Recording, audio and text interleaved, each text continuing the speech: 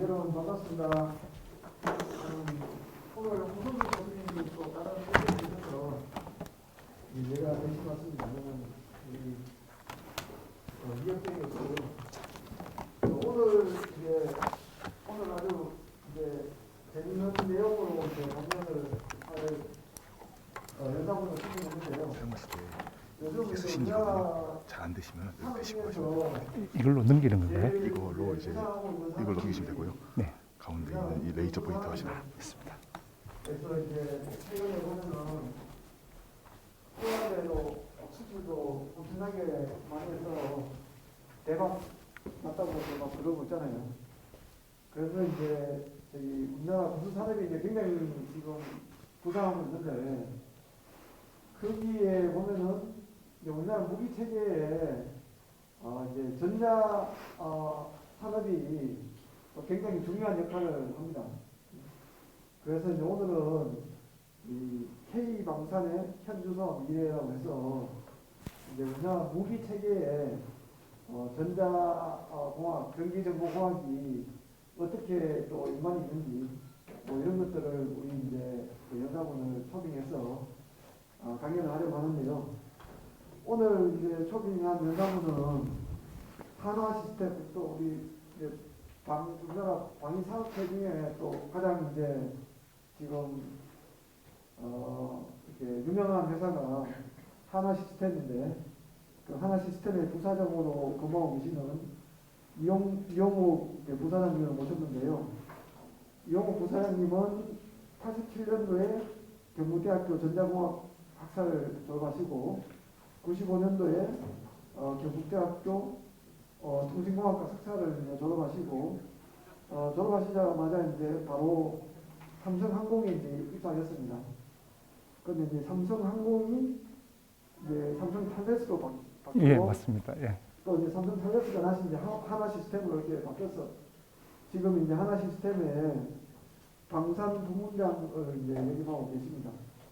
그래서 우리 이 K 방산에 대해서 굉장히 잘 알고 계신 이용욱 부사장님을 모시고 강연을 들어보도록 하겠습니다. 네. 큰 박수로 환영해 주시기 바랍니다. 예. 예, 방금 소개받은 이영욱입니다. 아무튼 이렇게 뵙게 돼서 반갑고요. 혹시 마스크를 좀 벗고 해도 괜찮을까요? 예.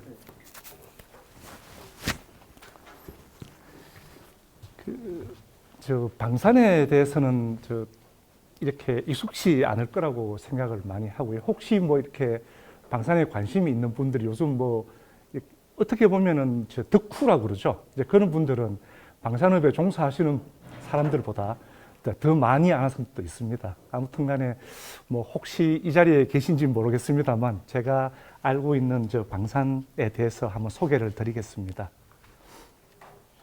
오늘 뭐 주제로는 이제 K방산의 그 현재와 미래인데요. 이게 뭐 이 내용이 어떤 특별한 여러 가지를 포함한다기보다는 제가 다니고 있는 한화라는 이 회사에서 어떤 것들을 지금 다루고 있고 그리고 미래를 위해서 어떤 걸 준비하고 있는지 이런 부분에 대해서 설명을 좀 드리겠습니다. 예, 뭐 이렇게 요즘 뉴스에 보면은 이제 관심 있게 보시는 분들은 이런 여러 가지 내용들을 이렇게 보게 됩니다. 이렇게 보면은 뭐 폴란드의 이제 K2 전차가 이렇게 선정이 되어서 앞으로 이제 뭐 한 방산이 그 전후방 사업을 합치면 한 40조 정도 수출이 되겠다라는 이야기도 있었고 또 카이가 FA-50 경공격기를 이제 폴란드와 계약을 했다 해서 한 4.2조 정도가 되고요. 또 이어서 또 다른 잭팟으로 그 장갑차가 아마 또 되는 것 같다 이런 뉴스도 나왔고 뭐 최근에는 또 천무라는 그 다연장탄이라는 게 있습니다. 요즘 뭐 우크라이나 전쟁에 보면은 여러 가지가 나오죠. 이제 그 중에 하나인데 이런 것들도 지금 계약을 했다 이런 게 그래서 올 연말에 수출이 이제 170억 불이 되겠다라는 거고요. 그리고 이제 또 조금 전에 말씀드린 거죠. 에어로스페이스가 이 천무 5조 원을 했다 이런 뉴스가 있습니다. 저도 이제 방위산업을 한 37년째 하고 있는데 뭐 이런 분위기는 처음인 것 같습니다. 이 방산이라면 떠오르는 단어가 어떤 것들이 있나요? 뭐 저희들은 일하면서 가장 많이 들었던 단어가 비리라는 겁니다. 그래서 뭐 옛날에 그 뭐 김영삼 대통령 시절에 율곡 비리가 터져서 이제 굉장히 많은 사람들이 이제 잡혀가기도 하고 또 뭐 투신을 하기도 하고 굉장히 많은 이런 일들이 있었는데요. 요즘 들어서 우리가 그 빅데이터를 이렇게 살펴보면은 이 방산에 대한 그런 부정적인 어떤 이런 단어가 좀 바뀌어가는 것 같습니다. 오늘 뭐 제가 저 관심도를 좀 높이기 위해서 조그마한 선물을 좀 가지고 왔습니다. 그래서 중간중간에 제가 뭐 퀴즈가 아니고 이렇게 한번 질문을 했는데 답을 주시는 분한테 제가 그 요새 뭐 별다방이라 그러나요? 이제 거기 카드가 있더라고요. 그걸 좀 한 3만 원짜리 됩니다. 이게 그걸 가지고 왔는데 그 답을 주시는 분한테 그 카드를 선물로 드리도록 하겠습니다. 굉장히 많이 준비해 왔습니다. 그래서 그 질문이 뭐 그만큼 되진 않는 것 같은데 아무튼 드리도록 하겠습니다. 요즘 빅데이터 보면 방산이 어떤 단어들이 나올까요? 요즘 우크라이나 전쟁을 보면서 많은 느낌들이 이제 있을 것 같은데, 뭐 실은 이것도 말하면 주려고 했는 겁니다. 예, 요즘 보니까 뭐 방산에 대해서 빅데이터 상의 뭐 안전, 그리고 또 이런 보안, 그리고 뭐 수호, 뭐 이런 글자들이 빅데이터로 많이 감지가 되고 있어서 저희들은 뭐 방산을 하면서 이런 분위기에 굉장히 좀 만족을 하고 있습니다. 그럼 요즘 관심이 있는 폴란드에 어떤 제품들이 이제 수출이 되고 있느냐 살펴보면은 그 맨편에 보이는 게 이게 그 K2 전차입니다. 흑표라는 거죠. 그리고 두 번째 게 K9 자주포입니다. 그리고 세 번째가 그 천무라는 겁니다. 뭐 천무 같은 경우는 지금 한번 쏘면은 뭐 운동장 하나가 다 날아가죠. 굉장히 화력이 대단한 거고요. 그리고 이게 FA50입니다. 지금 뭐 K2 전차는 지금 이제 980대가 계약이 됐는데 약 한 18조 정도가 됩니다. 그래서 이제 뭐 이제 앞으로 계속 나갈 테고요. K2 전차는 실제로 그 세계 시장에서 경쟁을 하고 있는 제품이 그 미국의 이제 에브람스 탱크가 있고요. 그리고 독일의 뭐 유명하죠. 레오파드 전차라는 거. 그리고 프랑스의 뭐 르클레르 전차. 뭐 이런 것들이 경쟁사인데 아마 K2가 그 탑3에 들어가는 것 같습니다. 경쟁력으로 보나. 특히 그 지금 여러 시장에서 경쟁을 하고 있는 게 그 레오파드하고 지금 경쟁을 하고 있습니다. 그래서 지금 노르웨이에서 지금 경쟁 중인데 아마 올 연말에 어떤 이제 발표가 있을 걸로 보여집니다. K9 자주포는 지금 그 전 세계 자주포 시장의 50% 이상을 석권하고 있습니다. 지금 자주포를 수출한다 그러면 대부분이 다 K9입니다.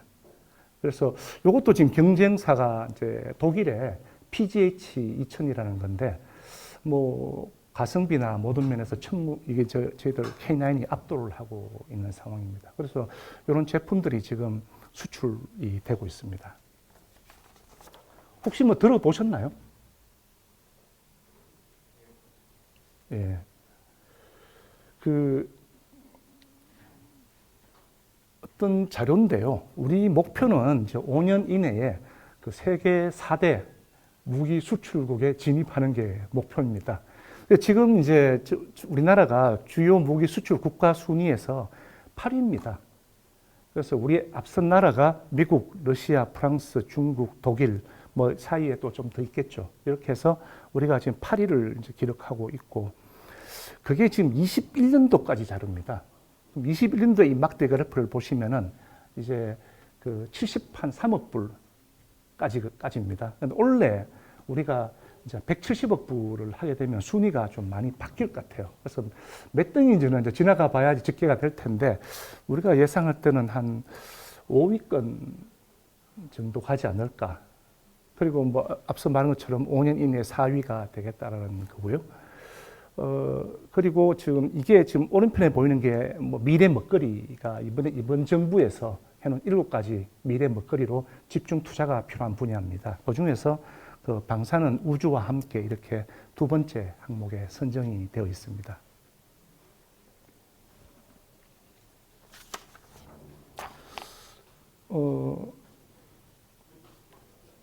우리나라가 군사력 순위가 몇일 것 같습니까? 혹시 아시는 분 계세요? 6위요? 예, 뭐, 맞습니다. 좀 이따 제가 그 한 장을 드리겠습니다. 우리나라 군사력 순위는 지금 현재 글로벌하게 6위에 랭크되어 있습니다. 물론 이 6위라는 거는 그 비대칭 전력을 제외한 겁니다. 그 비대칭 전력이라면은 그 이제 원자탄이 되겠죠. 이제 그걸 제외하고 우리나라가 6위에 랭크가 되어 있습니다. 하지만은 안타깝게도 이게 지금 글로벌 방산업체 순위입니다. 그 뭐 1위가 너무나도 좀 많이 알려져 있는 록히드 마틴이 될 테고, 2위가 얼마 전에 그 UTC라는 회사와 합병한 레이숑이 지금 2위가 되어 있습니다. 뭐 UTC라는 회사는 아마 여러분들이 접해봤는 게 엘리베이터에서 보면 저 보통 해외 제품 중에 그 티센이라는 제품하고 오티스라는 제품을 이렇게 엘리베이터를 이용할 텐데 그 오티스라는 제품을 만드는 회사입니다. 물론 뭐 민수 부분이 되겠죠. 그리고 특이하게 이 중국 업체가 지금 3군데가 10위권 안에 들어와 있습니다. 지금 굉장히 많은 방산 제품을 이제 만들어내고 있다는 거죠. 그리고 그 영국의 이제 BAE가 7위에 랭크되어 있습니다. 뭐 참 안타깝게도 우리나라는 저 한화그룹이 지금 28위에 지금 랭크가 되어 있고, 저 카이라는 저희 항공기 회사가 지금 이게 30몇이죠, 50몇인가요? 그리고 그 뭐 LIG 넥스원 해서 다 60권에 이렇게 랭크가 되어 있습니다. 그래서 저희들 목표가 요거를 요 안으로 넣는 게 이제 목표가 되겠습니다. 물론 뭐 수출을 많이 해서 될 수도 있겠지만은 뭐 여러 가지 뭐 M&A나 이런 방법들이 이제 동원이 돼야 될 걸로 저희들은 보고 있습니다. 우리나라의 K 방산, 뭐 앞서서 뭐 K-팝도 있었고, 뭐 K 뭐 영화, 뭐 드라마도 있고, K 푸드도 있고, 이제 K 방산이라고 저희가 이제 K 방산이란 이야기를 들었으면 싶어서 적어놓은 거죠. 이제 왜 K 방산이 인기가 있을까라는 겁니다. 이번에 폴란드하고 하면서 거기에 가장 큰 사유가 몇 개가 있는데, 첫 번째가 그 지형을 극복한 K 방산입니다. 지형과 함께 환경이 되겠죠. 우리나라는 저 사계절이 있는 나라입니다. 그리고 또 산악이 70%입니다. 그래서 우리나라에서 만드는 방산 제품들은 그 뭐 더위나 추위에도 견딜 수가 있고, 또 산악 지형에도 굉장히 익숙하게 될 수가 있죠. 앞서 보셨는 K2 전차 같은 경우는 55톤입니다. 지금 레오파드가 약 한 67톤 될 텐데, 이거 산악 지역에 적응하기 위해서 55톤으로 경량으로 만들어진 전차가 될 거고요. 또 하나가 이제 가성비입니다. 지금 그 K9이 전 세계 시장의 자주포를 다 휩쓸고 있는데 독일산 제품하고 가격이 거의 2배 차이 납니다. 지금 전차도 K2 전차와 레오파드 전차는 참고로 이제 그 방산 수출은 그 제품 가격만 가는 게 아니고 전후방 사업이 같이 하기 때문에 정확한 가격을 알기가 어렵습니다. 이제 기본적으로 국내에서 조달을 할 때 한 대가 100억 정도 합니다. 전차 한 대가. 그런데 레오파드가 한 200억 합니다. 그래서 지금 성능은 비슷한데 굉장히 가격적으로 메리트가 있다. 이런 부분이 뭐 K 방산이 될 테고요. 또 뭐 AS 이런 면이 이제 좋고, 또 하나가 적시성입니다. 이번에 그 폴란드가 우크라이나 전쟁을 지원하기 위해서 가지고 있는 전차를 우크라이나에 다 줘버렸습니다. 전쟁이 장기화되면서 자기 나라에 이제 공백이 생기게 되어서 거기에 전차가 지금 급히 필요한데, 지금 방산 업체들이, 전 세계 방산 업체들이 제조 능력이 굉장히 열악합니다. 그러다 보니까 지금 주문을 넣어도 뭐 27년에 받아본다거나 뭐 이런 상황입니다. 그런데 다행히 우리나라는 지금 우리나라 모군이 있을 전차를 계속 생산하고 있습니다. 그러다 보니까 순서를 살짝 조정해서 뭐 벌써 나갔죠. 원래 오다 했는데 벌써 제품이 나갔습니다. 그래서 이렇게 해서 굉장히 그 필요한 곳에 즉시적으로 제공해 주신 능력이 있는 나라다. 그러면은 아마 여러분들이 공장을 만들면 되지 않느냐 이렇게 생각할 수 있지 않습니까? 그런데 모든 산업이 사이클이 있습니다.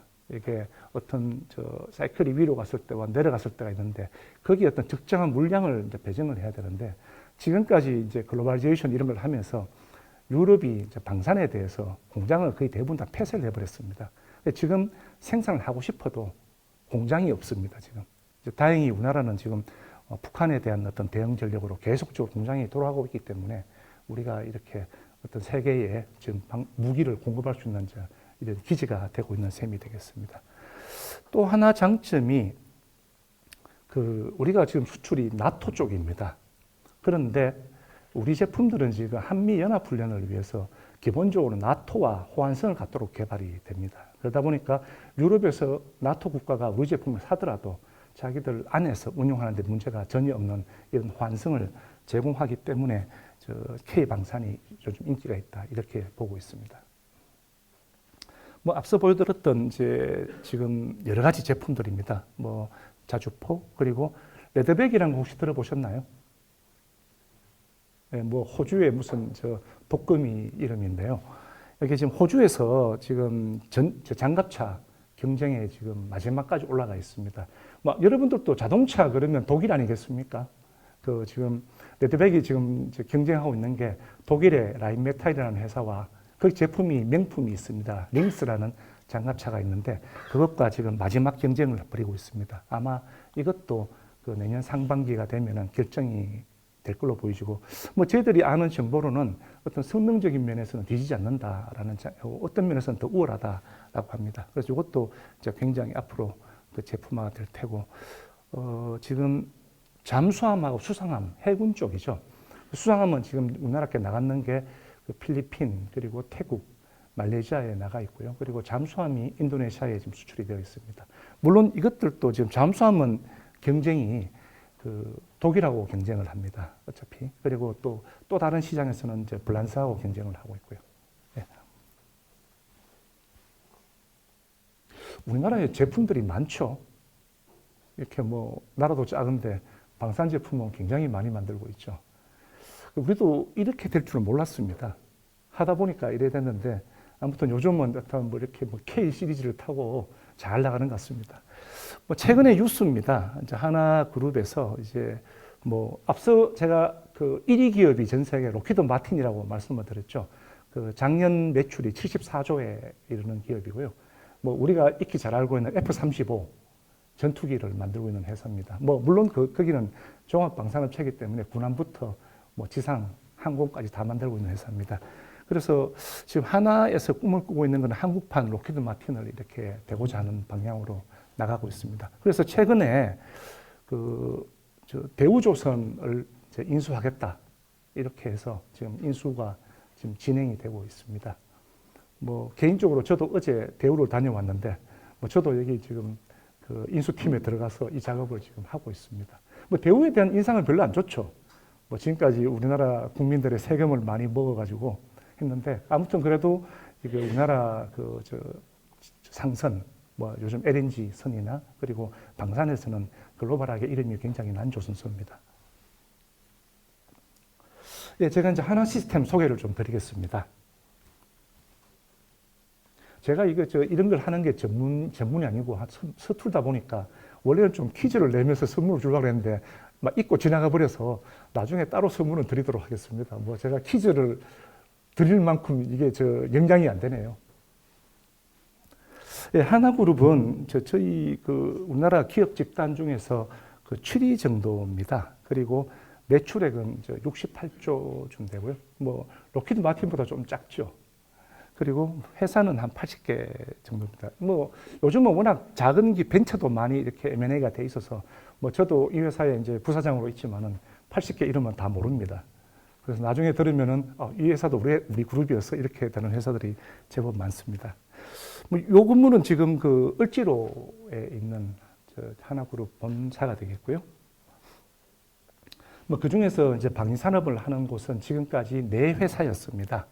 하나 시스템이 있고 그리고 하나 디펜스 그리고 하나 에로스페이스 주하나 이래 있었는데 이번에 뭐 뉴스에 보면은 합병을 지금 하고 있습니다. 로키드 마틴을 만들기 위해서. 그래서 디펜스와 에로스페이스가 합병을 해서 이제 에로스페이스가 되었고요. 내년 상반기 안에 주하나 방산 부분이 합병을 할 겁니다. 그렇게 되면은 이제 앞으로 이 하나의 방산은 이제 크게 3개가 되는데 이 합병했는 회사 하나와 하나 시스템 그리고 대우조선이 이름이 바뀌겠죠. 뭐로 바뀔지는 저도 아직 모르겠습니다. 이렇게 해서 3사가 방산을 책임지게 되겠습니다. 하나 시스템은 이제 방산 전자 부분입니다. 보통 방산 그러면 사람들이 익숙한 게뭐 항공기, 뭐 장갑차, 전차 이런 어떤 플랫폼이 익숙한데 저희들은 그 안에 들어가는 뭐 두뇌에 해당하는 뭐 소프트웨어와 그리고 전자 장비를 개발하는 회사입니다. 그 요즘에 이제 어떤 뭐 원래 저희들 출신은 삼성전자입니다. 그러다 보니까 이제 삼성전자 안에서 방산을 하다가 그게 이제 스핀오프가 되어서 이렇게 왔는 히스토리를 가지고 있고요. 그래서 방산전자로서는 국내에서 가장 큰 기업이 되겠습니다. 맡고 있는 부분은 기본적으로 그 우주와 항공 부분에 대한 전자 장비들, 우리 항공에서는 항전이라고 말하는 부분이 있고요. 그리고 지상에 있는 장갑차, 탱크 이런 데 들어가는 어떤 전자 장비들, 그리고 해군에 들어가는 거, 그리고 이게 감시 정찰 쪽 C5I라고 되어 있는 게 있고, C5I가 뭔지 아십니까 혹시? 예, 이게 약인데 원래는 C4I라고 이야기를 했었습니다. 코맨드, 컨트롤, 커뮤니케이션, 컴퓨터 이런 네 가지의 어떤 영역이고, 그리고 마지막이 I가 인텔리전스. 그래서 우리가 하는 지휘 통제 체계 전체를 아울러서 C4I라고 이렇게 이야기를 했고요. 마지막에 다섯 번째 C가 들어가는 게 이제 그 사이버가 되겠습니다. 그래서 C5I가 되겠고요. 그거 외에 저희들이 회사가 ICT 부분이 있습니다. 이 부분은 그 뭐 금융권을 포함해서 ERP 시스템 이런 전산 시스템들을 개발하는 곳이 되겠고, 그리고 뭐 여기는 어떤 신사업 영역입니다. 우리가 지금 우리만으로 좀 부족해서 해외에 인수합병을 많이 하고 있습니다. 그 중에 하나가 저희가 미국에 지사를 만들었는데 제가 설명을 따로 드리겠는데 그 UAM이라는 부분이 혹시 아시나요? 뭐 신문에는 그 에어택시라고 많이 나왔습니다. 어반 에어 모빌리티 해서 앞으로 이제 지상으로 택시가 안 다니고 하늘로 다니는 그 택시인데요. 이것들이 지금 개발이 되는 회사를 저희가 미국에 설립을 해서 지금 개발을 하고 있습니다. 그리고 이제 앞으로 이제 저궤도 위성 시대가 되면은 지금까지 봤던 저는 기계적인 위성 안테나로는 저궤도 위성을 따라갈 수가 없습니다. 하늘에서 총알보다 빨리 위성이 움직입니다. 이제 그런 것들을 따라가면서 이제 이렇게 우리가 마치 자동차가 그 셀룰라를 이제 셀 지역을 통과하듯이 위성을 넘어가야 됩니다. 이제 그런 걸 갖다 담당하게 될 위성 안테나 이렇게 회사를 해서 뭐 위성 안테나 저희가 가지고 있는 회사는 영국의 이제 페이저라는 회사가 있고요. 그리고 미국의 카이메타라는 회사, 뭐 대주주는 마이크로소프트입니다. 마이크로소프트고 이렇게 해서 저희가 투자를 해서 위성 안테나를 개발하고 있습니다. 하나 시스템은 전체가 종업원이 한 4,000명 정도 되고 매출액은 한 2조 한 800억쯤 됩니다. 굉장히 작죠. 아까 73조가 돼야 되는데요. 그래서 이 중에서 한 1조 한 4천억이 방산 부분에서 나오고 있는 거고 한 6천억 정도가 요 ICT가 이제 이루어내는 매출이 되겠습니다. 뭐 저희들 사업장입니다. 제가 이 자료를 만드니까 우리 인사에서 이 구미 사업장은 빼라 그러더라고요. 저걸 하면은 굉장히 새로 사람을 뽑는데 부정적인 영향을 준다 그래서 이제 요새 누가 구미를 하겠느냐 해서 저 빼라 그러던데 그래도 있는 거는 표현해야 될 것 같아서 제가 잡아 넣었습니다. 뭐 저희들 그 R&D 센터는 크게 그 판교 사업장, 판교 역 앞에 있습니다. 여기에 그 지휘 통제 부분이 이런 건물이 있고요. 그리고 이제 여기가 좀 부족해서 사업장을 새로 한 게 얻었는 게 그 분당에 서현동에 사업장이 있고, 그리고 뭐 레이더나 이런 시험장이 필요한 곳은 용인 사업장에서 R&D가 이렇게 존재를 하고, 해양 부분은 이제 구미에서 이렇게 그 개발을 하고 있습니다. 이게 저희가 있는 곳이 구미가 그 삼성전자 안에 있습니다.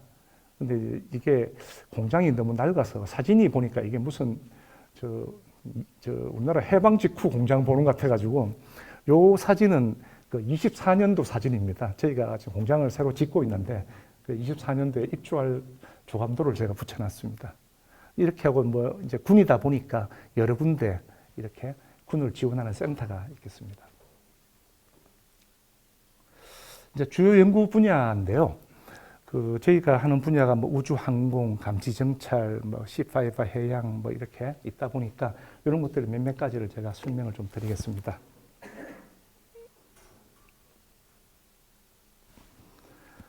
요새 그 위성이 대세입니다.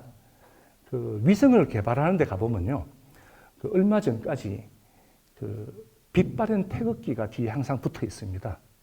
그 항공우주연구소죠. 그 항우연이라고 하는데 가보면은 그 태극기를 가슴에 품지 않고는 도저히 할 수가 없다. 그만큼 어렵다는 거죠. 이제 뭐 아오지 스타일의 이런 데가 위성하는 데였습니다. 그런데 지난주 6월 22일 날 누리호가 그 한 90%의 성공을 했죠. 3차 발사를 내년에 또 해야 되는데 2단까지 올라가서 이제 성공적으로 갔죠. 마지막에 3단 로켓이 좀 문제가 일어나서 마지막에 도달하지는 못했는데 대부분은 성공했다고 판단하고 있습니다. 이제 원래 6월 22일이 우주하는 사람들의 이런 말을 빌리면은 그 우주 독립의 날입니다. 그동안 우주 부품들은 팔지도 않습니다. 미국 이런 데서 다 EL로 다 걸어버려가지고 부품을 살 수가 없어요. 그리고 우주 부품들은 올라가면 고칠 수가 없어요. 그러다 보니 굉장히 신뢰도가 높은 것들을 써야 되거든요. 그 안에 들어가는 부품들을 우리가 다 만들어서 올렸다고 해서 우주 독립의 날이 6월 21일이라고 이렇게 칭하더라고요. 그래서 저희들도 우주를 하는 회사이기 때문에 이제 같이 그 편성해서 태극기 보고 가슴에 손 던져보고 이렇게 했는 게 지난 6월 달이었습니다. 지금 여기 보시는 위성이 이제 감시정찰 쪽입니다.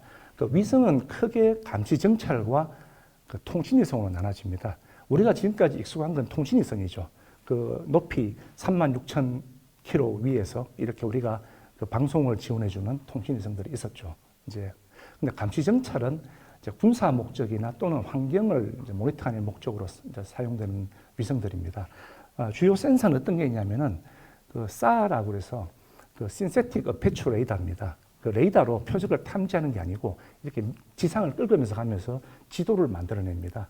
물론 영상처럼 정밀하진 않겠지만은 대부분의 어떤 점은 다 나옵니다. 예를 들어서 우리 항공기로 SAR을 끌면은 밑에 박고랑까지 다 나옵니다. 물론 자동차 번호판까지는 알 수는 없겠지만은 그 정도까지는 다 이제 어떤 레이더로서 영상을 만들 수가 있는 기술이 SAR 기술이 되겠고요.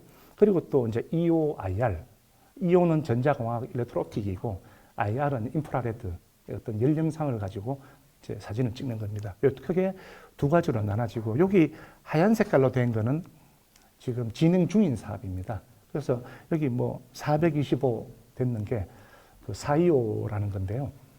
그 이름을 참 잘 만들었습니다. 425가 숫자로 되어 있는데 실제로는 싸이오입니다. 그래서 요 싸자하고 이오를 합쳐서 싸이오인데 그걸 숫자로 425라고 표현하는 겁니다. 그래서 그 싸 위성 4개, 이오 위성 하나 해서 5개 위성이 올라갑니다. 우리나라 최초로 정찰 위성이 군용으로 올라갑니다. 그래서 이게 지금 425 사업이 되겠고 현재 개발 중에 있습니다. 그리고 또 다시 개발하고 있는 게 여기는 지금 고도가 되겠습니다. 그래서 우리가 한 200km에서 한 2000km까지를 저궤도라고 하고요. 2000km에서 36,000까지를 중궤도. 그래서 저궤도는 레오, 메오, 지오 이렇게 되어 있습니다. 그래서 지금 여기 관심은 저희가 지오입니다. 레오입니다. 레오. 제일 저궤도에. 그래서 지금 저희가 개발하고 있는 게 초소형 위성을 해상도 1m로 요 SAR로 개발하고 있는데요. 요거는 지금 500m 정도에 이제 올라갈 겁니다. 이 분야가 기업들한테 왜 관심이 있냐면요. 다음 페이지에서 설명을 드릴 텐데 얘들은 수명이 짧습니다. 왜냐하면 수명을 늘리려면 연료를 많이 들고 올라가야 되거든요. 그러면 무게가 무거워져서 어려워져요. 그러니까 얘들은 어떤 개념이냐니까 쓰는 데까지 쓰고 버려버리는 겁니다. 그럼 얘들이 떨어지면서 내려오면서 다 타버립니다. 이렇게 수명이 짧게 운용이 되고 있습니다. 그러면 이제 반대로 기업들은 할 일들이 많겠죠. 자꾸 만들어야 되니까. 이제 지오 같은 경우 한번 쌓아놓으면 그게 한 7, 8년, 10년씩 갑니다. 그럼 기업으로서는 굉장히 괴롭죠. 그 생산 라인을 갖다 10년간 유지하고 앉아 있어야 되니까 또 만들려고 그러면은. 근데 얘들은 굉장히 이제 양도 많고 이제 빨리빨리 소진이 되죠. 그래서 우리나라 계획은 지금 요거를 한 40개 정도를 올리려고 합니다. 그러면은 이 굉장히 빠른 주기로 재방문이 일어나면서 이제 앞으로 북한이나 이런 전 지역을 카메라로 계속 찍겠죠. 찍으면 이제 예를 들어서 우리 국민들이 굉장히 좀 우려하는 탄도탄 이런 거에 대해서 발사대를 들고 이런 것들이 전부 다 촬영이 될 겁니다. 그래서 어떤 감시정찰 쪽에 굉장히 유리한 고지에 서게 될 거고요. 여기 지금 빨간색으로 표현된 것들은 미래 사업들입니다. 그래서 이런 425가 또 2단계 사업이 이제 계획이 돼 있고, 또 보면은 그 다목적 실용 위성에서 또 계획이 된 게 있고, 방금 말했던 SAR을 좀 더 해상도를 높이는 이런 사업들이 이제 가게 되겠습니다. 그 다음에 오른편 쪽이 이제 그 EOIR 쪽인데요. 그 여기도 똑같이 이제 카메라로 촬영하는 쪽입니다. 촬영하는 쪽인데 요즘 관심을 가지는 게 우리가 가장 위협으로 느끼는 것 중에 하나가 아마 뉴스에서 많이 봤을 것 같아요. 북한에서 잠수함으로 이래 와서 갑자기 물 속에서 이렇게 탄도탄이 올라오는 것을 아마 봤을 겁니다. 그거 보고 이제 김정은 이가 굉장히 환호하고 이런 걸 갖다 뉴스에 나왔는데 그거를 잡기가 굉장히 어렵습니다. 그 가장 좋은 방법이 위에서 열상 카메라로 보고 있는 겁니다. 그리고 밑에서 화염이 올라오는 순간에 바로 포착이 되겠죠. 그래서 우리나라에서는 장기적으로 그 지오 쪽에 하나, 지오는 항상 떠 있습니다. 그리고 좀 더 정밀하게 보는 레오 쪽에 하나가 아니겠죠. 여러 개가 되겠죠. 이렇게 해서 그 365일 24시간 계속적으로 탄도탄 올라오는 것을 감지하는 시스템을 이렇게 개발을 하려고 합니다.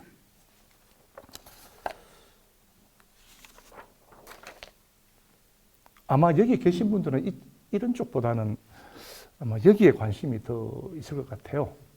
통신 분야인데 그 저희들은 두 축으로 지금 가고 있습니다. 이게 정부가 하는 과제 쪽이 한 축이 있고, 그리고 그 저희 회사가 투자를 통해서 하는 부분이 있습니다. 이번에 우크라이나 전쟁을 보면서 그 왜 뭐 이상한 사람 한 명이 미국에 있지 않습니까? 뭐 테슬라라는 회사도 만들고 또 갑자기 뭐 스페이스X라는 데를 만들어서 해서 우주 산업이 발전하게 된 계기가 뭐냐면요. 그 일론 머스크의 공이 굉장히 큽니다. 발사체를 재사용함으로써 발사 비용을 줄여줬기 때문에 이게 가능한 겁니다. 과거에는 발사 비용이 굉장히 비쌌거든요. 그 지금은 이제 그 스페이스X가 가지고 있는 팔콘 9이라는 그 우주 발사체 쓰면은 얘가 1단이 다시 돌아와서 탁 앉죠. 다시 쓸 수 있는 거죠. 그러다 보니까 발사 비용이 제가 뭐 금액까지는 제 머릿속에 지금 없는데 획기적으로 줄어들었습니다. 그 바람에 지금 우주가 지금 새롭게 열리고 있는 게 되겠습니다. 그 사람이 지금 그 우주에다가 인터넷을 꾸밀라 그러죠. 한 12,000개, 13,000개 위성을 띄어 올려서 경쟁이 그겁니다. 앞으로 그 전 세계의 글로벌한 인터넷망을 까는데 깔라고 하니까 뭐 그 나라에서는 괜찮지만 그게 대륙간 대륙을 이동하려고 그러면은 해저 케이블로 가야 되지 않습니까? 해저 케이블이 요즘 뭐 지진 활동 이걸로 끊어지는 경우도 있고 굉장히 불안정해질 수가 있어요. 그러면은 그 해저에다 까는 게 좋을까? 하늘에다 띄워놓는 게 나을까라고 봤을 때 답은 하늘이라는 겁니다. 그래서 스페이스X는 지금 우주 인터넷망을 만들어서 이렇게 그 B2C 기업이 이제 일반인들한테 이렇게 서비스를 하려고 그러죠. 우리는 지금 별로 못 느껴요. 한국은 지금 5G까지 해서 4G, 5G가 랜드라인으로 굉장히 잘 되어 있지 않습니까? 기지국도 대부분 다 있고. 하지만 중국, 미국 이런 국토가 큰 곳은 그게 불가능합니다. 그래서 까는 게 좋으냐, 올리는 게 좋으냐 봤을 때 올리는 게 오히려 싸게 치는 게 되겠습니다. 그래서 스페이스X는 그 12,000개의 위성을 이제 쏠 계획입니다. 지금 쏘고 있죠. 이미 아마 수천 개가 올라갔습니다. 그럼 아까 전에 제가 산업체에서 기준으로 봤을 때 그 수명이 얼마냐 하면은 그 3, 4년밖에 되질 않습니다. 위성이. 그러면 4년으로 이래 봤을 때 12,000개라고 치면은 1년에 3,000개 위성을 만들어야 됩니다.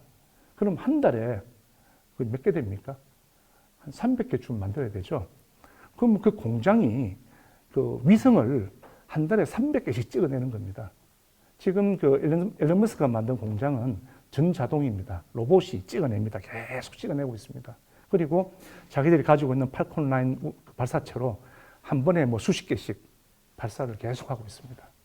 이제 그렇게 해서 만들 계획이 있는 거고, 또 다른 업체는 그 아마존이라는 업체가 워낙 잘 친숙하시죠. 아마존도 똑같이 글로벌한 웹 서비스를 하려고 하니까 그 케이블, 광 케이블망이 지금 필요하죠. 그걸 어디다 깔 거냐라고 봤을 때 아마존도 하늘이 좋다라는 겁니다. 그래서 아마존도 지금 그 위성을 약 한 3,000기 이상 이제 쏘는 계획으로 지금 하고 있고요.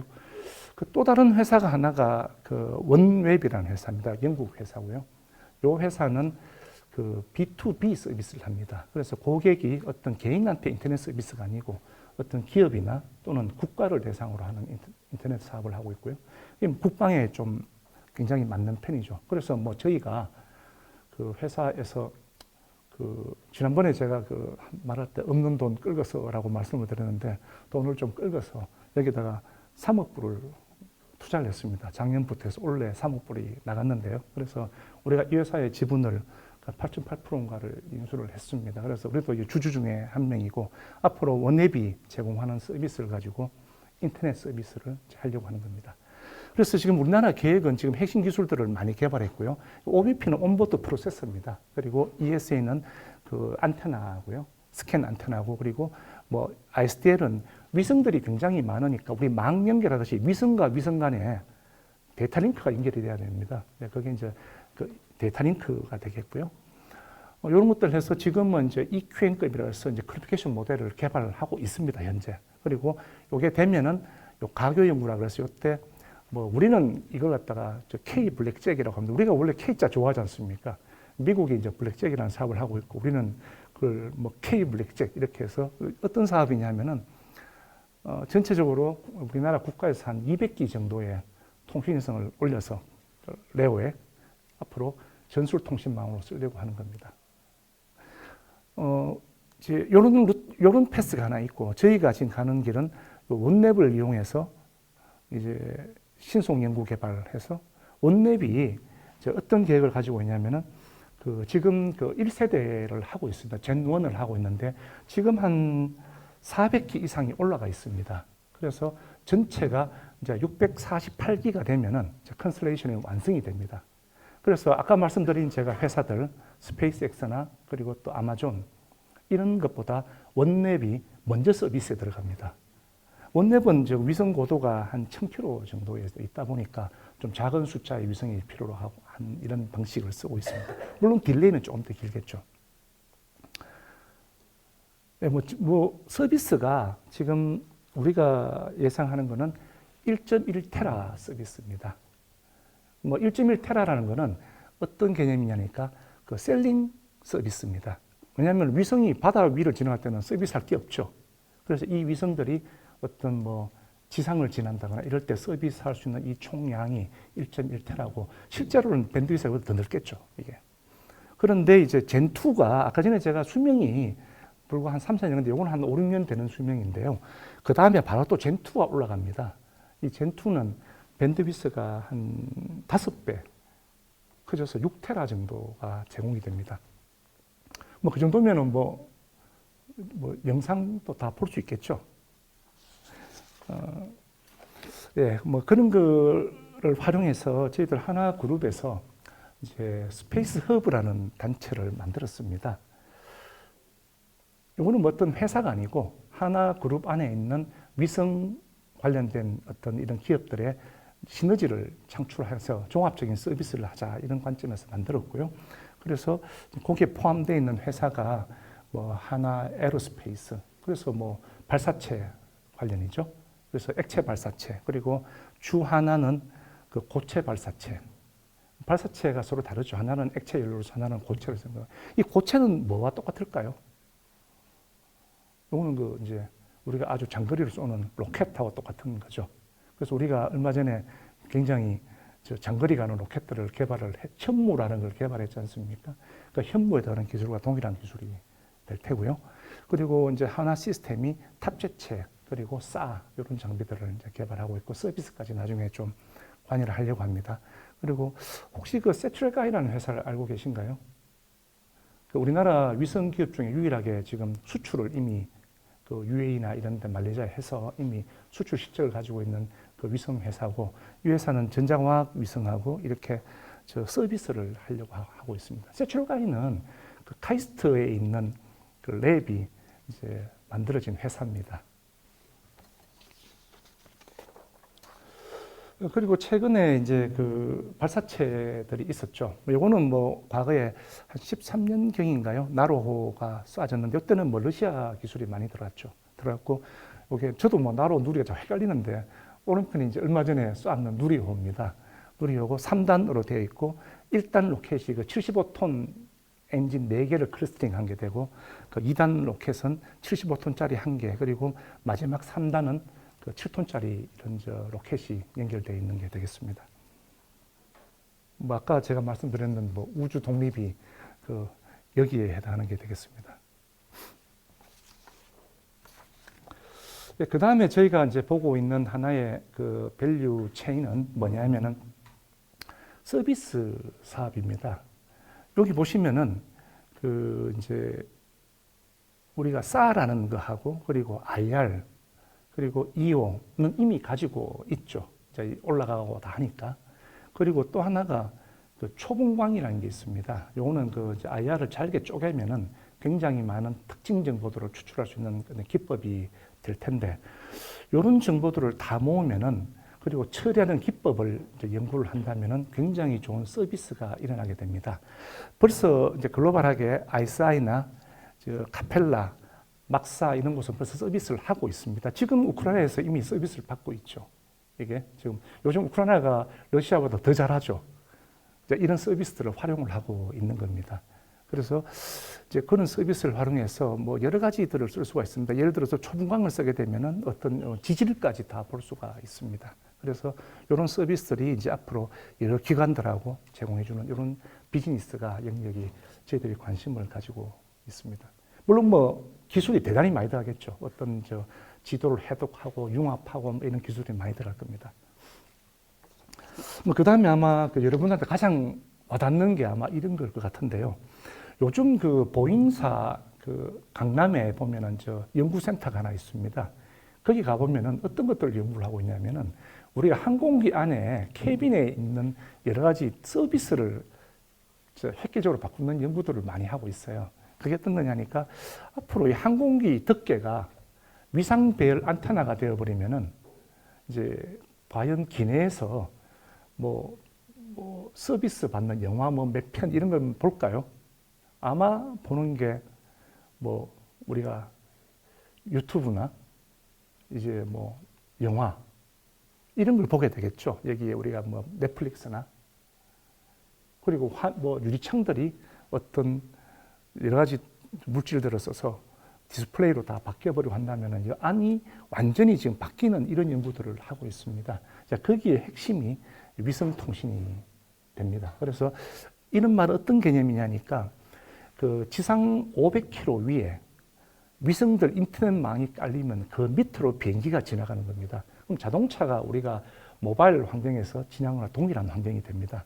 그렇게 되면은 우리가 비행기 안에서도 지금 현재 우리가 차 안에서 이렇게 보는 각종 그 이동 수단에서 보는 여러 가지 서비스를 비행기 안에서 똑같이 할 수가 있다는 겁니다. 이런 개념들이 이제 지금 진행이 되고 있습니다.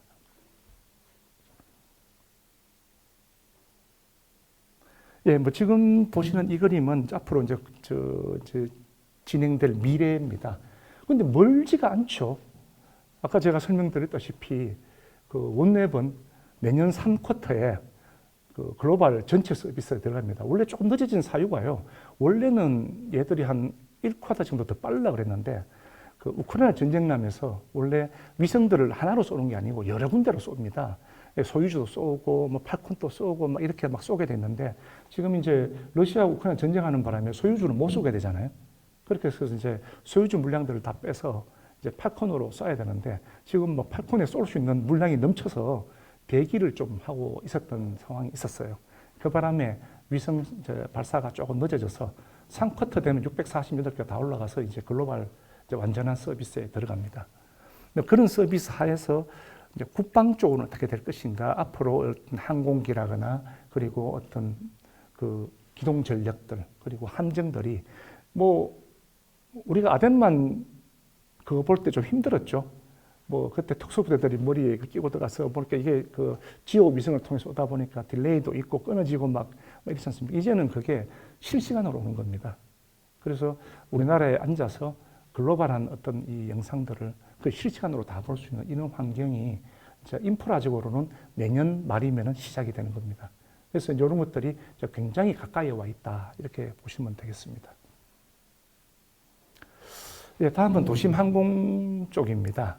뭐 앞서 제가 UAM이라고 에어택시라고 이야기를 드렸는데 이미 시작을 했고요. 지금 이제 저희들 같은 경우는 그 사막에서 달리면서 프로포션 테스트는 이미 다 끝났습니다.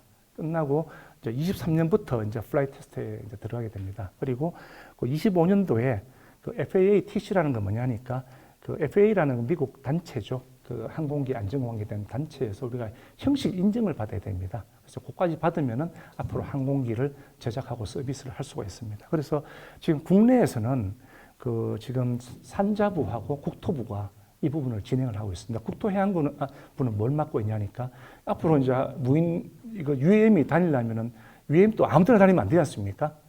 그래서 어떤 길이 있을 테고 거기에 교통관제가 필요합니다. 그런 거에 인프라를 지금 연구를 하고 있는 게 국토해양부가 될 테고 산자부에서는 이런 플랫폼을 어떻게 안전적으로 잘 개발하느냐 부분에 대해서 지금 하고 있어서 지금 그랜 챌린지라고 해서 이미 진행이 되고 있습니다. 그래서 23년부터 5년까지 해서 어떤 교통관제 그리고 수직 이착륙 버티포트 이런 걸 어떻게 하는가에 대해서 진행되는데 그 1단계는 이제 개활지에서 위험할 수 있으니까 이렇게 하고 2단계에서는 도심에서 이제 운용을 하게 시험을 하게 되는데 이게 23년, 25년입니다. 아마 뭐 여러분들이 이제 나중에 나와서 사회생활 할 때는 UM을 탈 수가 있을 걸로 지금 보여집니다. 그래서 저희들이 목표로 하는 거는 이제 25년에서 29년까지 해서 기체를 양산하고 상용 서비스에 들어갈 계획입니다. 그리고 30년부터는 이제 성장기로 들어갈 전망입니다. 국내에서는 이제 실제적으로 두 회사가 하고 있습니다. 저희들 그 하나 시스템하고 또 한 회사가 뭐 굉장히 강한 경쟁사인데 그 현대 자동차가 하고 있습니다. 그래서 뭐 양계 회사가 시작은 저희가 조금 빨리 했고요. 근데 뭐 저희 회사 사이즈보다 현대차는 너무나 큰 회사죠. 그래서 저희가 팀을 짰습니다. 짰는데 저희하고 팀이 된 회사들은 이제 SKT 그리고 도심공항공사, 그러니까 김포공항이 되겠죠. 여기가 저희하고 한 팀입니다. 그래서 이런 걸 만들고 있고 또 현대차는 좀 더 커서 그런지 인천공항하고 핀이 됐고 KT가 거기 한 핀입니다. 그래서 두 컨소시엄이 지금 선의의 경쟁을 하고 있고 서로 협력도 하고 있습니다. 뭐 둘 다 공이 다 기체 개발은 미국에서 하고 있습니다. 왜 그러냐면은 FAA 승인을 받으려고 그러면은 한국에서 만들어서는 못 받습니다. 그래서 우리도 지금 많은 수의 엔지니어가 지금 미국에 가서 이걸 공동 개발을 하고 있습니다. 우리 회사는 위치가 뭐 어반이라 그러나요? 저기에 그 캘리포니아 LA 밑에 이제 거기 뭐 산타나인가 뭐 그쪽에 회사가 있습니다. 거기서 지금 오버에어라는 간판을 달고 이렇게 개발을 하고 있습니다. 다음은 그 레이더입니다. 우리 회사가 뭐 감시 정찰 쪽에 레이더를 개발을 많이 하고 있는데요. 뭐 역사는 참 오래됐습니다. 근데 요즘에 이제 신문지상은 많이 달고는 레이더가 요 KM-SAM이라는 겁니다. 중거리. M이 미디움이죠. 미디움 렌지 SAM인데 그 뭐 제품명으로는 그 청궁이라고 나와 있고 이게 지금 UAE에 이제 수출이 계약을 했죠. 그래서 10대가 나가는데 뭐 계약 금액은 전체적으로 한 4조쯤 됩니다. 그래서 뭐 그 중에서 미사일은 뭐 LG라는 회사에서 하고 있고 발사대는 그 하나 디펜스가 하고 있고 저희들은 레이더를 개발하고 있는데 레이더가 한 뭐 금액적으로 1조 한 2천억, 3천억쯤 됩니다. 그 중에서 저희가 처음에 이 레이더를 개발해서 이제 쓰고 있는데 이게 수동형 멀티펑션 레이더입니다. 안테나를 구성하는 어레이 기술이 패시브 타입으로 되어 있습니다. 되어 있는데 요걸 가지고 이제 그 UA하고 이야기를 해보니까 얘들은 우리는 어떻게 운용이 되냐면은 장거리 감시 레이더가 있고 거기서 어떤 표적을 식별하면은 교전 레이더에다 큐잉을 줍니다.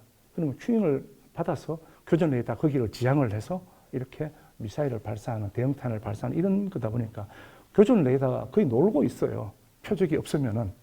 그런데 UAE는 가보니까 이 사람들 내건 조건이 24시간 운용을 해야 된다. 쉬지 말고. 그리고 7일 동안 오퍼레이션이 계속돼야 된다. 이런 조건을 하니까 저희가 이거는 패시브 타입으로는 불가능하다. 도저히 할 수가 없는 일이고 그리고 사유를 물어보니까 요즘 그 예멘에서 전쟁을 하고 있지 않습니까? 정부군 반군이. 그게 이제 뭐 종교전쟁 비슷한 순위파하고 시아파. 그래서 그 이제 사우디하고 저 UAE가 편먹고 저 반군들은 또 이란이 밀어주고 있죠. 그래서 둘이 막 전쟁하고 있는데 거기에 이런 물자들을 보낼 때 항공기로 이송을 합니다. 그러니까 뭐 장거리 탐지 레이더는 못 가는 거죠.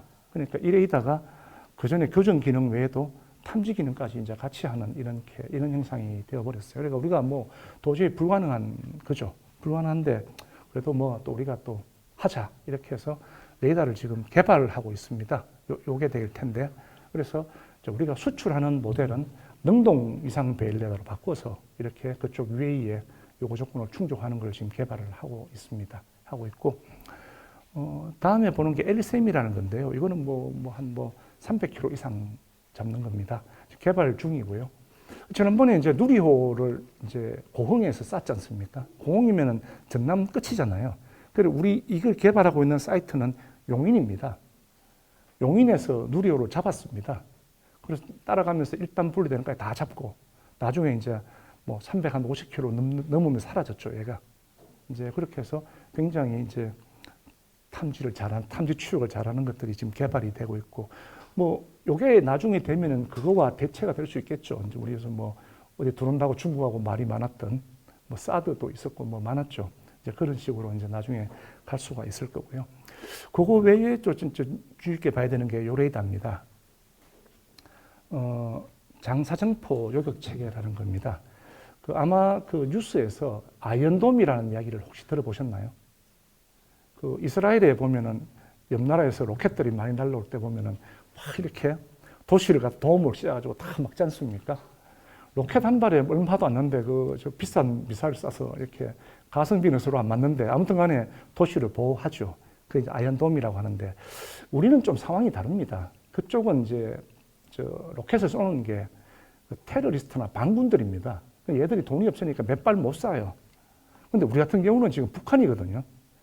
그 장사정포로 지금 서울 도심지를 지금 하면은 뭐 수백 발이 동시에 날라오지 않습니까? 이걸 어떻게 막을 것이냐. 그래서 아이언돔도 못 막는 거죠. 그래서 우리가 개발하고 있는 게 지금 이런 장사정포 요격 체계로 북한의 매시브한 장사정포 공격을 디펜스할 수 있는. 여기에 또 뭐 이런 말도 있습니다. 그 장사정포 안에다가 또 무슨 탄도 뭐 이런 걸 섞어 쏘기 또 한답니다. 또 못 잡게 하려고. 그래서 아무튼 간에 그런 것들을 다 잡을 수 있는 이런 레이더를 지금 개발해서 이제 전력화되면은 뭐 서울이 아주 안전한 도시가 이제 될 수 있겠죠. 네, 그 다음에 이제 통신 분야인데요. 뭐 좀 지겹죠. 여러 가지 설명하니까 이렇게. 뭐 어떻습니까? 들을만 합니까? 다 시간이 다 됐네요.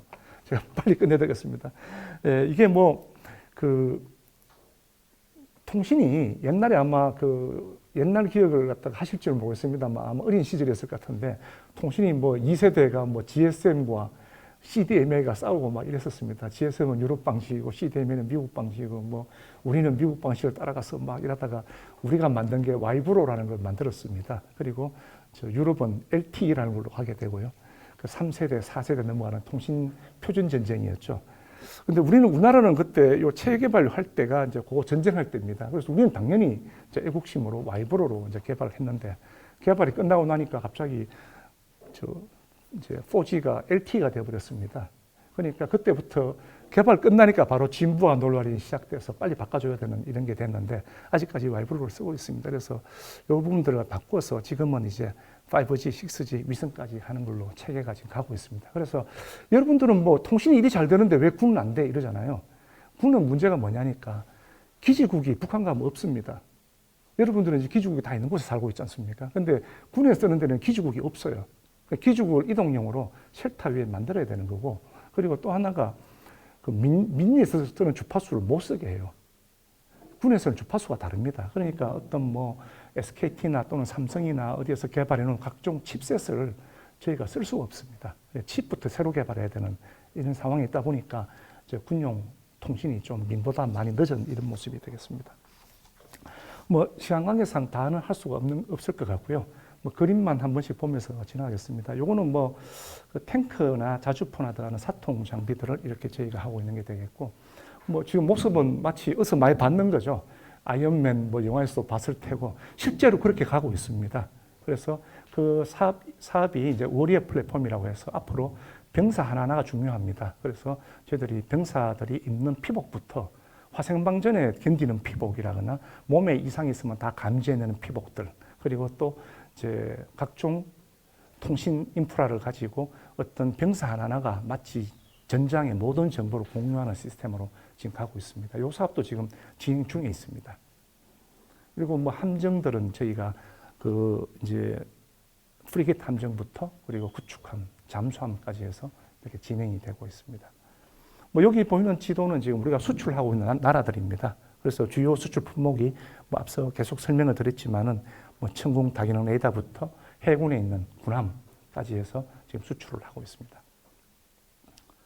뭐 이거를 꼭 한 말씀 드려달라고 그러던데 방산만 한다 그래서 방산만 하는 게 아니고요. 제 안에도 사내 벤처가 있습니다. 그래서 그 이제 누가 벤처를 제안을 하면은 우리가 1억 정도를 주고 1년 동안 일하지 않고 이제 개발을 하도록 해서 그게 어느 정도 이제 그게 되면은 그 뭐 그런 전문 기업들이 있습니다. 해주는 데가 그런 데하고 붙여가지고 창업을 할 수 있도록 도와주는 프로그램이 이제 운영되고 벌써 두 번째가 지금 진행되고 있습니다. 아직까지 뭐 성공한 기업이 나오진 않았고요. 한 두 개 업체가 지금 진행이 되고 있습니다.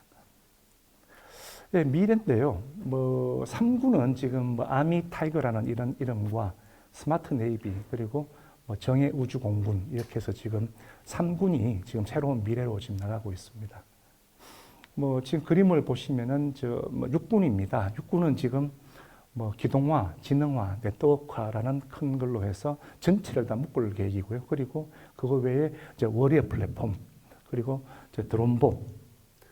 요즘 뭐 전쟁에서 드론이 엄청나게 많이 쓰이죠. 드론 뭐 폭탄도 있고 그가 통신도 하고 많으니까 이런 드론이 이제 일상화가 되는 상황이 되었습니다. 이렇게 해서 지금 가고 있고 뭐 해군은 지금 그 다소 좀 추상적입니다만 그 스마트 쉽, 스마트 오퍼레이션, 스마트 씨 해서 우리나라를 둘러싸고 있는 모든 어떤 광역 해양을 감시하는 체계부터 해서 어떤 함정 안에 스마트 어떤 기술들이 들어가게 되는 이런 걸 지금 계획을 하고 있습니다.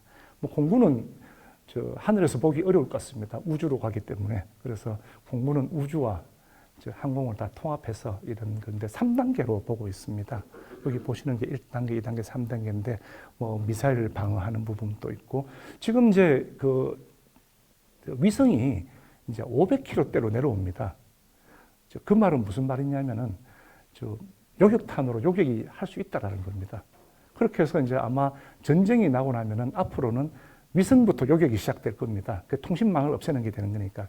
그럴 때 어떻게 뭐 내가 또 위성이 위성을 공격할 수도 있겠죠. 그래서 요즘 연구되어 있는 게 뭐 위성이 뭐 검으로 던진다거나 위성에서 뭐 집게발이 나와서 상대방 위성을 짚는다거나 이런 연구들이 지금 많이 뭐 이름 자체는 쓰레기 처리라고 하는데 뭐 나중에 군사용으로 쓰이면 쓰레기가 아니겠죠. 실제 오퍼레이션된 위성을 잡을 수 있을 테고 그 외에 또 로켓으로 쏠 수도 있을 테고 뭐 걔들을 갖다 감시도 할 수 있을 테고 여러 가지 기술들이 지금 우주 영역에서 이제 공군에서 확장이 되어서 이제 가고 있는 이런 상황이 되겠습니다. 뭐 좀 맺은 말로 이제 마치도록 하겠습니다.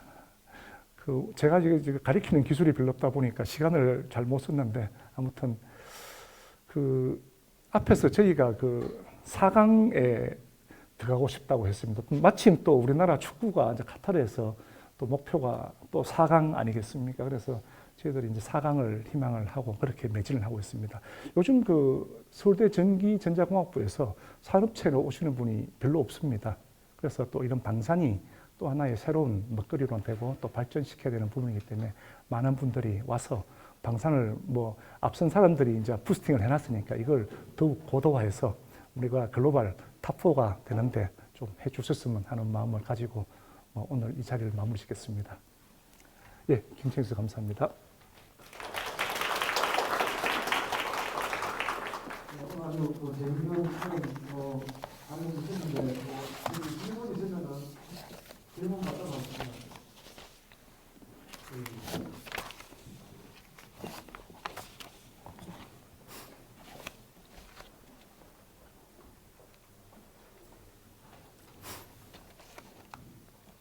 좋은 질문이었습니다. 제가 궁금한 게 저희 나라, 우리나라가 가지고 있는 장점 중에 하나가 신속한 배송이라고 하셨는데 그게 사실 지금 주요 수출국까지 보니까 지리적으로 거리가 좀 긴 것 같아서 수송 과정에서 군대가 동원될 것 같지 않은데 그 과정에서 보안이나 이런 건 어떻게 지킬 수 있는지. 예, 그 뭐 실제로 신속한 그 배송을 말씀드린 건 아니고 신속하게 줄 수 있다는 거죠. 이제 생산을 해야 되는 요게 신속하다는 관점이었고, 그 지금까지는 우리가 이제 글로벌라이제이션 돼 있지 않습니까? 해상 교통로가 지금까지는 미국 주도로 굉장히 안전하게 유지가 되고 있지 않습니까? 이제 그 통로를 통해서 가야 됩니다. 앞으로 저희가 제일 걱정하는 부분이 해상 이 통로가 과연 안전해질 것인가라는 겁니다. 그거는 앞으로 미래에 저희가 대응을 해야 되는데, 우리나라의 지금 문제가 해상으로 우리 전력을 이렇게 전개시킬 아직까지 역량이 되질 않습니다. 지금 우리가 아덴만에 우리 구축함이 나가 있지만 그건 한 대 가지고 되지는 않을 거고요. 앞으로 해군에 좀 전력을 강화해서 우리 해상로를 좀 지키는, 결국은 근데 한 나라가 할 수는 없고요. 이런 국제 공조를 통해서 안전한 해역을 만들어야 됩니다. 그래서 다행히 지금까지는 그런 데 문제는 없는 상황입니다. 선물 가져오셨는데 지금 자꾸 나오고 있는데 하나 질문 하나만 더 받도록 하겠습니다. 네, 네. 선물 들고 나오지 마세요.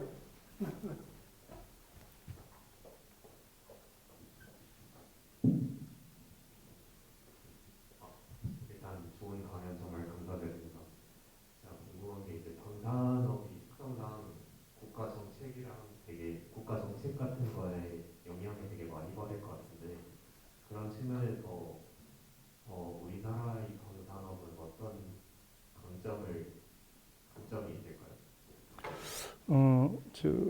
지금까지 방산의 이제 한계점이라고 하는 거는 기본적으로 그 국방 예산이 최대치라는 겁니다.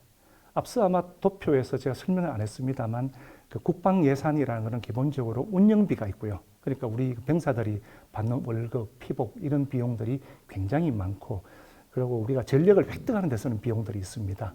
이제 그게 지금 전력 획득비가 이제 우리 방산업체들이 이렇게 나누어 가지고 있는 건데, 과거에는 이제 우리가 전쟁을 준비해야 되다 보니까 다소 기업이 어떤 경쟁력이 없더라도 국가에서 그 방산업체를 도와줬었습니다. 그게 이제 법 이름이 방산특례법입니다. 그래서 어떤 뭐 생산하면 시수만큼 돈도 주고 이렇게 해서 유지를 했는데, 점점점 우리나라가 발전을 하다 보니까 우리나라 국방비만 가지고 이제 기업을 운영하기가 어려워지는 겁니다. 그런데 수출은 또 어려웠죠.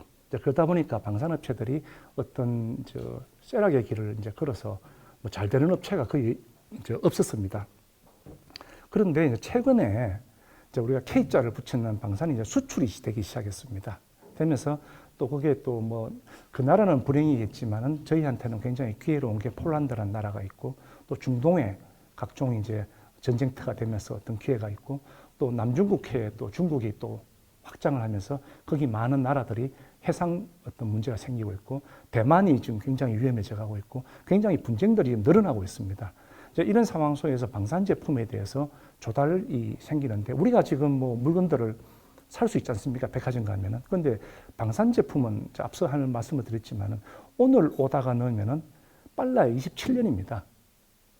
그리고 또 이미 오다가 많이 나와서 살려고 해도 살 수가 없습니다, 지금. 뭐 미국 지금 전투기들은 오늘 오다 넣으면 한 30년대가 받습니다. 그 사이에 뭐 내 나라는 이미 다 뺏기게 되겠죠. 그래서 다행히 우리나라는 방산업체들이 건재하고 있습니다. 유럽이나 이런 데는 방산업체들이 대부분 다가 축소돼서 라인을 거의 없애버렸습니다. 그렇다 보니까 방산이 이제 어떤 내수에서 수출로 지금 전환되는 그 해가 지금 작년 말부터 올해가 되겠습니다. 그래서 제가 오늘 이 강의에도 K방산이라고 썼던 게 다른 목적이 아니고, 우리나라가 K 먹거리 이런 것들이 내수할 때는 K 잘 안 썼잖아요. K팝 이런 거. 결국은 이제 전 세계를 대상으로 나갈 때 우리가 K자를 쓰지 않습니까? 그래서 방산도 이제 K자를 쓸 때가 되었다. 이렇게 생각해 주시면 되겠습니다.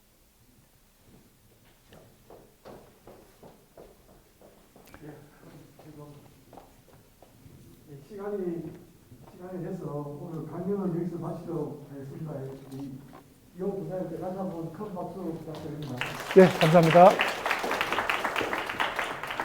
뭐 이거 선물은 제가 앞에다가 이렇게 두겠습니다. 그래서 뭐 원래는 퀴즈를 좀 내쓰려고 했었는데 뭐 퀴즈 낼 역량이 없어서 그냥 오신 분들 하나씩 이렇게 가져갔으면 합니다.